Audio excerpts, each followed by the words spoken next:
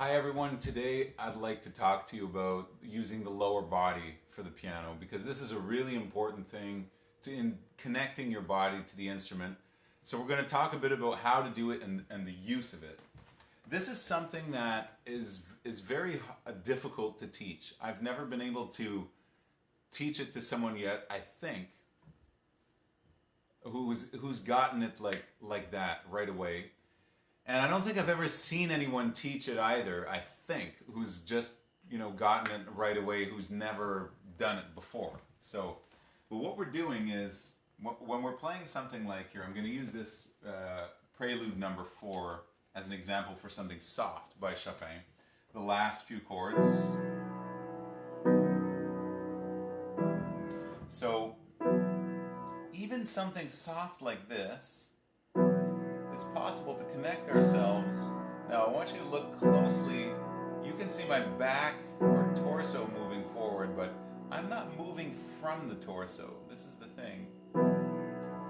It's actually coming from the hips, coming from the lower body, and the torso is just there. So it's moving at the mercy of this. So you should feel the weight shift from the back of the sit bones towards the front.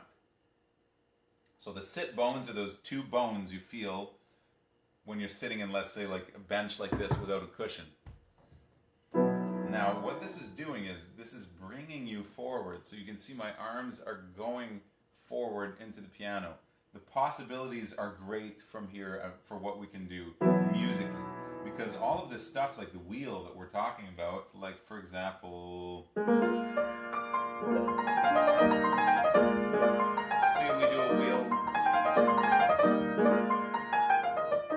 now there's more personality and a difference in this than playing with the fingers like this.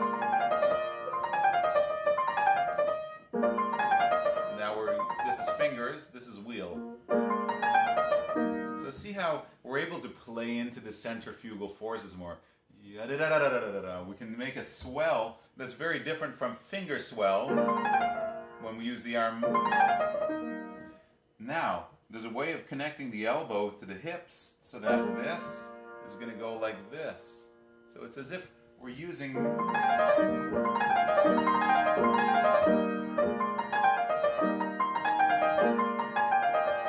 So we're kind of connecting everything to there in the end.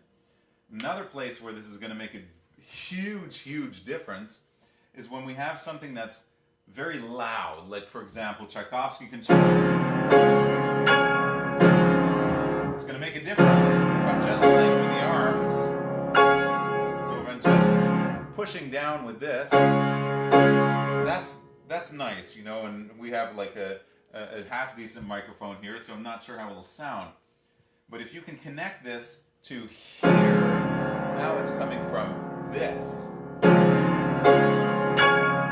It's going to make a huge difference, and what's going to happen is, you'll notice also in the sound that you create, you need only to put half of the effort to get that kind of sound out of the instrument. So here I'm going to show you the best exercise to connect the hips to the piano, to bring yourself forward into the instrument, to play chords, be they loud or soft. This is really the best exercise. If you have a grand piano, you can put your fists on this part. I have an upright here, so I put the fists here when I do an upright. You can also try that on a grand piano. Put your fists here and push with your fists so that you can get your legs off the floor and do this. So if you can do this, kind of like you're riding a bicycle, that's the best exercise that you can do to get to start to do this. So now I have a slippery bench, so this is extra hard, but if you're on a carpet or a different floor, it should be easier. But you should have this sort of pressure going forward from here, from the sacrum. So this is pushing forward. And then what you can do is, what I like to do actually is take a chord. So we take that chord and do the same thing. I just kind of push like this, try to get my legs, my feet off the floor so that I feel this pushing forward. And now it's kind of like you're pushing yourself away from the instrument So you're pushing away by doing this. You're pushing yourself away by pushing forward into the instrument, and you should feel the other end of that here. Now, when you play, it's just the opposite. We're making the movement start from here. So the movement starts from here and goes forward. So this is the 101 on playing with the lower body. Very important to play in a very connected way. Very few people talk about it, but you'll notice that really the greatest musicians, they all do it. It's subtle, but it's there. There's a connection to the hips. So if you're doing this, try to stop doing this with the upper body and come back more and do more of this. Start with that and see how that goes. Give me some feedback on how that is for you. People usually have a hard time in the beginning with this. They're like, you know, but the idea is that the movement starts from here. It's the same thing in karate or any martial arts that, you know, I haven't done martial arts, so I can't really say, but from what I know about it, we talk a lot about this center of energy and making things start from here. That's why someone is able to break a piece of wood with their arm in karate. It's not because of their muscle. It's because of where the energy is coming from. Your whole body is actually quite powerful. So you have to find a way of using the body to either break a piece of wood or play the instrument. It's the same thing. And when you come to my masterclass, we're definitely going to talk a lot about playing with the lower body because it's very important.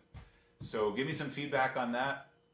Don't forget to like and subscribe, and see you guys soon. Take care.